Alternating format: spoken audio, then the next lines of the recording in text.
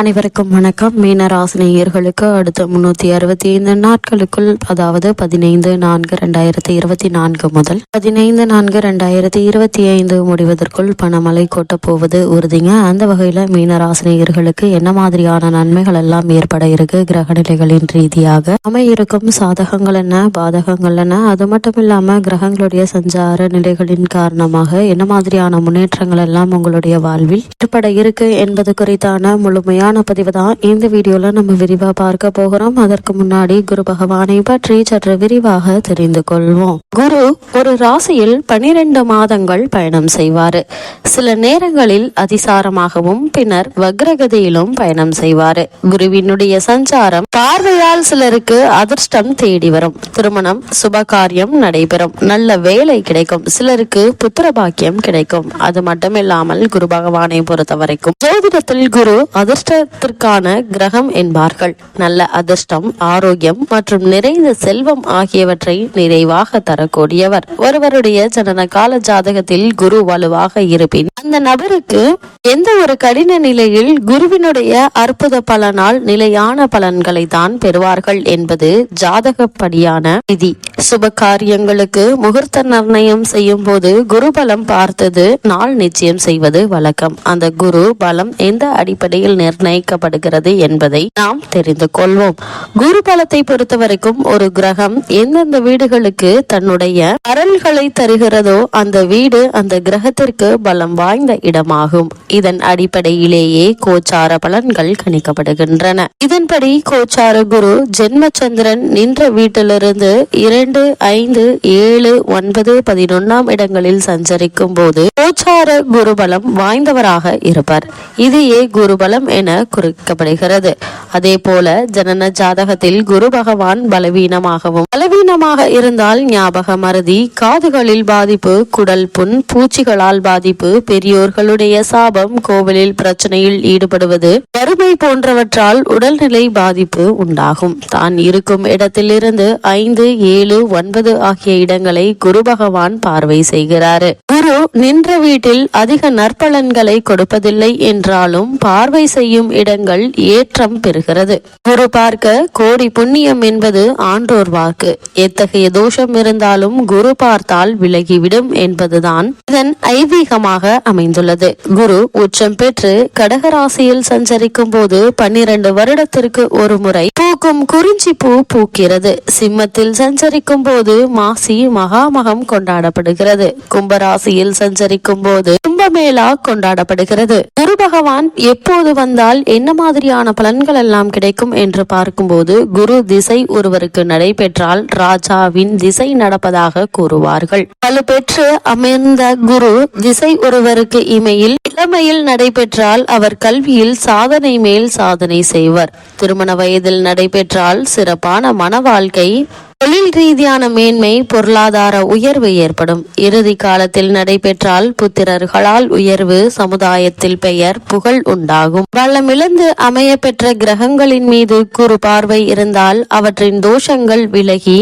பலமுள்ளதாக மாறிவிடும். குரு தனித்திருப்பது நல்லதல்ல. குரு நின்ற இடம் பால் என்பார்கள். அதுவே குரு கிரக சேர்க்கையுடன் அமைந்தால் இந்த இடம் பலம் வாய்ந்ததாக மாறுகிறது. குரு கோச்சார ரீதியாக ஜாதகங்களில் 2, 5, 7, 9, 11 ஆகிய இடங்களில் சஞ்சரிக்கும் காலத்தில் பொருளாதார மேன்மை, திருமணம் போன்ற சுப காரியங்கள் கை கூடி வரும். புத்திர பாக்கியம் போன்ற யாவும் சிறப்பாக அமையும். உங்களுடைய ராசிக்கு 2, 5, 7, 9, 11 கோச்சார குரு வரும்போது குரு பலம் என கூறுவோம். ஆனால் குரு ஒரு சுற்றுக்கு 12 வருடம் எடுத்துக்கொள்வதால் ஒருவருக்கு 5 முறைதான் குரு பலம் வருவதாக வாய்ப்புள்ளது. ஒருவருடைய ஜாதகத்தில் எந்த தோஷம் இருந்தாலும் குரு பார்வைப்பட்டால் அந்த தோஷம் நீங்கும் என்பார்கள். ஒருவருடைய ஜாதகத்தில் எந்த தோஷம் இருந்தாலும் குரு பார்வைப்பட்டால் அந்த தோஷம் நீங்கும் என்பார்கள். அதாவது ஒருவருக்கு திருமணத்தில் தடை இருந்தால் குரு பார்வைப்படும் போது தடை நீங்கி உடனே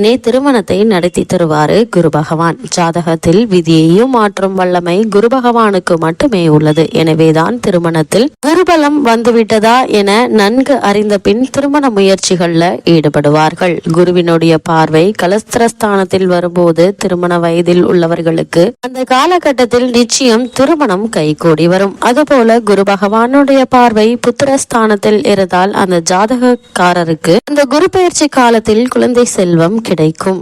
ஒரு ஜாதகத்தில் குருவினுடைய அருள் முழுமையாக இல்லாவிட்டால் திருமணம் கால தாமதமாகலாம் அல்லது திருமண வாழ்வில் நிம்மதியின்மையோ குழந்தை பேரோ கிடைக்காமல் இருக்கலாம். இந்த குறையை சில பரிகாரங்களின் மூலம் குரு ஆராதனைகளின் மூலமும் நிவர்த்தி செய்யலாம். அதே போல குரு பகவானை பொறுத்த வரைக்கும் 12 ராசி கட்டங்களில் குரு பகவான் 1ஆம் இடத்தில் இருந்தால் நீண்ட ஆயுள் கிடைக்கும். 2ஆம் இடத்தில் இருந்தால் அரசு வேலை கிடைக்கும். 3ஆம் இடத்தில் இருந்தால் உடன்பிறப்புகளால் உதவி கிடைக்கும். 4ஆம் இடத்தில் இருந்தால் வீடு வாகன யோகம் கிடைக்கும். 5ஆம் இடத்தில் இருந்தால் புத்திர தோஷம் பெண் குழந்தைகள் தோஷம் நீங்கும். 6ஆம் இடத்தில் இருந்தால் பிரச்சனை இல்லாத வாழ்வு மலரும். 7ஆம் இடத்தில் இருந்தால் நல்ல வாழ்க்கை துணை அமையும். 8ஆம் இடத்தில் இருந்தால் நீண்ட ஆயுள் கிடைக்கும். 9ஆம் இடத்தில் இருந்தால் அள்ளி கொடுப்பார் குரு பகவான். 10ஆம் இடத்தில் இருந்தால் பதவி மாற்றம் கிடைக்கும். 11ஆம் இடத்தில் இருந்தால் செல்வ நிலையில் உயர்வு உண்டு. 12ஆம் இடத்தில் இருந்தால் சுப விரயம் பெரிய மனிதர்களின் தொடர்புகள் கிடைக்கும். பொதுவாகவே குரு ஜோதிட சாஸ்திரப்படியும் ஆன்மீக ரீதியாகவும் குரு பகவான் ஞானத்திற்கு அதிபதியாக கருதப்படுகிறார். திருமணம் போன்ற தடையின்றி நடக்க, நல்ல வேலை கிடைக்க, உயர் கல்வி பெற என வாழ்வில் முக்கிய நிகழ்வுகளுக்கு குருவினுடைய அருள் மிக மிக முக்கியம். இதனை குரு பார்க்க கோடி நன்மை என்று கூறக்கூடிய அளவிற்கு குருவினுடைய நன்மைகளும் மேன்மைகளும் அதிகம். அப்படிப்பட்ட குருவினுடைய இந்த பயிற்சி எண்ணற்ற நன்மைகளை உங்களுடைய வாழ்வில் ஏற்படுத்தி கொடுக்க இருக்குங்க. இவ்வளவு மேன்மைகளை கொண்ட குரு பகவான் மேச ராசியிலிருந்து தானது வகை கிரகமான சுக்கிரனுடைய ஆட்சி வீடான ரிஷபராசிக்கு பயிற்சி ஆகிறாரு. இதன் காரணமாக மீன ராசி சேர்ந்த புரட்டாதி 4ஆம் பாதம் முதல் உத்திரட்டாதி ரேவதி வரை உள்ள நட்சத்திரக்காரர்களுக்கு குடும்ப சூழ்நிலை ரீதியாக மேலும் என்ன மாதிரியான முன்னேற்றங்கள் எல்லாம் உங்களுடைய வாழ்வில் ஏற்பட இருக்கு என்று பார்க்கும்போது, உங்களுடைய ராசிநாதனாகிய குரு பகவான் உங்களுடைய ராசிக்கு வாக்கு தனம் குடும்பம் ஆகிய இடத்திலிருந்து மற்ற அடுத்த பயிற்சியாகி ரிஷபராசிக்கு பயிற்சி ஆகிறாருங்க.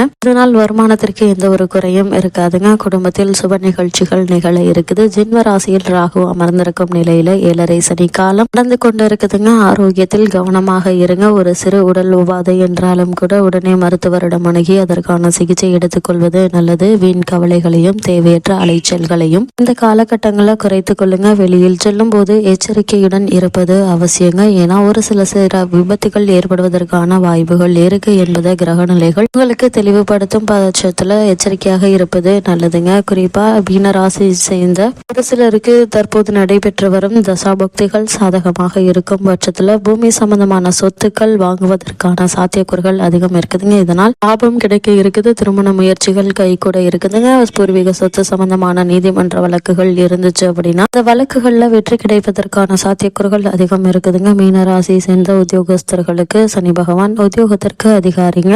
நிர்வாகத்தினருடன் அனுசரித்து நடந்து கொள்ளுங்க. கீழ்நிலை சிம்பதிகளால் பிரச்சனைகள் ஏற்படுவதற்கான வாய்ப்புகள் இருக்கு. எத்தகைய சூழ்நிலையிலும் உணர்ச்சி வசப்படுவதை தவிர்த்து நிதானமாக நடந்து கொள்ளுங்க. ஜென்ம ராசியில் ராகு நிலை கொண்டிருப்பதை மறந்துவிட வேண்டாங்க. ஒரு சிறு தவறும் பெரிய பிரச்சனைகள் கொண்டு போய் விடுவதற்கான வாய்ப்புகள் இருக்கு. மீனராசினியர்களை பொறுத்த வரைக்கும் தற்போது குரு பகவான் பயிற்சியாவதால் உங்களுக்கு உத்தியோக ரீதியாக காரணமே இல்லாமல் மறுக்கப்பட்டு வந்த பதவி உயர்வு, ஊதிய உயர்வு, உத்தியோகத்தில் கிடைக்க வேண்டிய சலுகைகள் ஆகியவற்றை தற்போது நீங்க எதிர்பார்க்கலாங்க. அதே மாதிரி புதிதாக வேலைக்கு முயற்சிக்கும் மீனராசினருக்கு ஒரு சிறு முயற்சியிலேயே நல்ல ஒரு வேலை கிடைப்பதற்கான சாத்தியக்கூறுகள் அதிகம் இருக்கு என்பதை கிரகங்களுடைய சஞ்சார நிலைகள் தெளிவாகவும் உறுதியாகவும் எடுத்துக்காட்டுதுங்க. மீனராசினியர்களுக்கு எதிர்பாராத பல முன்னேற்றங்கள் நிறைந்த ஒரு தருணமா இத்தருணம் அமைஞ்சிருக்குது. மீனராசி சேர்ந்த தொழில் மற்றும் வியாபாரம் செய்பவர்களை பொறுத்த வரைக்கும் லாபத்தை தக்க வைத்துக் கொள்ள நீங்கள் மிகவும் பாடுபட வேண்டி இருக்குங்க. அடிக்கடி வெளியூருக்கு செல்ல வேண்டி வருங்க. சந்தையில் நியாயமற்ற போட்டிகள் அதிகரிக்குங்க. நிதி நிறுவனங்களுடைய ஆதரவு உதவியும் உங்களுக்கு கிடைக்க இருக்குது. உற்பத்தி மற்றும் செலவுகள் ஆகிய ஒவ்வொன்றையும் ஆராய்ந்து முடிவெடுப்பது மிகவும் அவசியங்க. ஏற்றுமதி இறக்குமதி துறையினர் முன்பணம் பெற்ற பிறகே சரக்குகளை அனுப்ப வேண்டுங்க. ஏன்னா கிரக நிலைகள் தற்போது அவ்வளவு அனுகூலமாக இல்லைங்க. இதனால் பணத்தை இழப்பதற்கான வாய்ப்புகள் அதிகம் இருக்கு என்பதால் எல்லா விஷயத்திலும் சற்று எச்சரிக்கையுடன் இருப்பது மிக மிக அவசியம் என்பதை கிரக நிலைகள் உங்களுக்கு மீண்டும் மீண்டும் அறிவுறுத்துது. மீனராசியை சேர்ந்த மாணவ மாணவியரை பொறுத்த வரைக்கும் வித்யாஸ்தானமும் வித்யாக்காரகரும் அனுகூலமாக இருப்பதால கல்வி முன்னேற்றம் தடைபடாதுங்க. ஜென்ம ராசியில் ராகுவும் விரயத்தில் சனி பகவானும் நிலை கொண்டிருப்பதால் ஆரோக்கியத்தில் சற்று கவனமாக இருப்பது மிக மிக அவசியம் என்பதை கிரகநிலைகள் மீண்டும் மீண்டும் உங்களுக்கு அறிவுறுத்துது. மீனராசினியர்களுக்கு கிரகநிலைகளின் ரீதியாக கூறப்படும் பரிகாரம் என்ன என்று பார்க்கும்போது சனிக்கிழமைகள்ல உபவாசம் இருப்பது மிகச்சிறந்த பரிகாரமாகுங்க. இதனால் எண்ணற்ற நன்மைகள் உங்களுடைய வாழ்வில் ஏற்படுவதற்கான சாத்தியக்கூறுகள் அதிகம் இருக்கு என்பதை கிரகநிலைகள் உங்களுக்கு தெளிவுபடுத்துது.